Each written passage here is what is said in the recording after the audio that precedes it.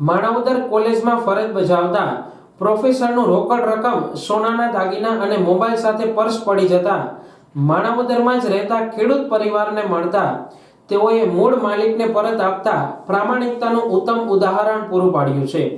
મળતી વિગત મુજબ નરેડી માણાવદર હાઈવે વચ્ચે કોલેજમાં ફરજ બજાવતા પ્રોફેસર રમેશભાઈ વાડા તથા તેમના પત્ની જૂનાગઢ તરફથી આવતા હતા। તેણે રાખેલ પર્સમાં સોનાના દાગીના, રોકડ રકમ અને મોબાઈલનું પર્સ પડી ગયું હતું। ત્યારબાદ પ્રોફેસરે શોધખોળ કરી હતી અને તેમાં રાખેલા મોબાઈલમાં પણ સતત રિંગ કરતા હતા, છતાં પણ આ પર્સનો પતો લાગ્યો ન હતો। ત્યારબાદ માણાવદરના માસ્ટર સોસાયટીમાં રહેતા ખેડૂત પરિવારને આ પર્સ હાઈવે પરથી મળતા તેઓએ તેમાં રાખેલો મોબાઈલ ડેમેજ હોવાથી તેમાંથી સિમ કાર્ડ કાઢીને અન્ય મોબાઈલમાં સિમ કાર્ડ નાખીને તેઓએ મૂળ માલિકને શોધીને રોકડ રકમ, મોબાઈલ અને દાગીના ભરેલું પર્સ પરત આપ્યું હતું। મારું નામ સુધાબેન રમણીકભાઈ અદોદરિયા છે। અમે લોકો માણાવદર ગિરિરાજનગર સોસાયટીમાં માસ્ટર સોસાયટીમાં રહીએ છીએ।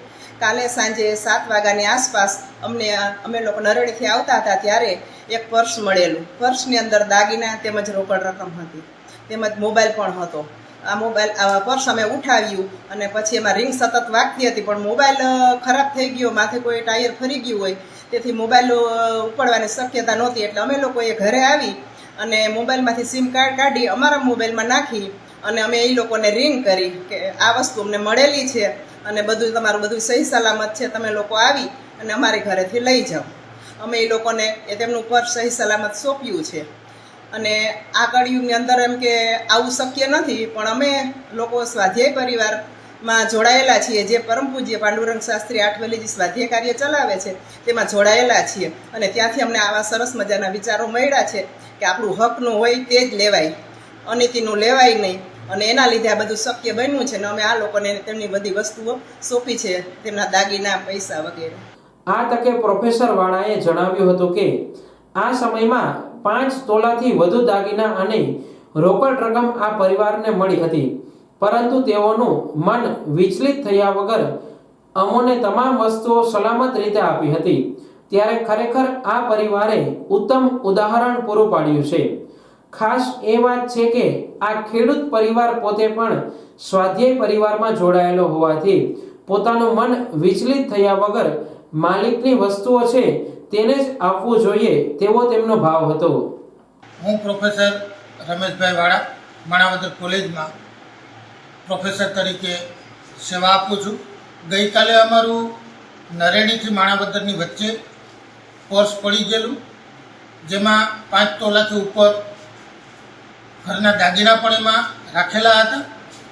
હવે શોધખોળ થોડી વાર કરી અમે, પણ અહીંયા ગિરિરાજનગરના માસ્ટર સોસાયટીમાં રહેતા રમણીકભાઈ અદોદરિયા એમને આ પર્સ મળ્યું। અમે સતત ફોન કરતા, રિંગ ઉપડતી નહીં, છેલ્લે રિંગ ઉપડી, કારણ કે અમારો ફોન ચાલુ હાલતમાં નહોતો, એટલે એમાંથી અમને સિમ કાઢી પોતાના મોબાઈલમાં નાખ્યું, અમારી સાથે વાત કરી, સાંજે જ અમને બોલાવીને અમારું પર્સ, દાગીના જે કંઈ પણ હતું એ અમને આપી દીધું છે। અહીંયા રમણીકભાઈ અદોદરિયા અમારી બાજુમાં જ બેઠા છે। ખરેખર આ વસ્તુ પ્રેસમાં આપવાની એ સતત ના જ પાડે છે, પણ કળિયુગના આ સમય જે ચાલી રહ્યો છે, માણસથી એટલો બધો દૂર ભાગ્યો છે, માણસ અત્યારે માણસાઈને ભૂલ્યો છે। એવા સમયમાં રમણીકભાઈ અદોદરિયા જેવા માણસ એટલી વસ્તુ, કોઈ પણ માણસનું મન વિચલિત થાય પણ એને વિચલિત થયા વગર અમને જે પરત આપી દીધું છે, એટલે આ તકે ખરેખર એને આપણે બિરદાવવા જોઈએ।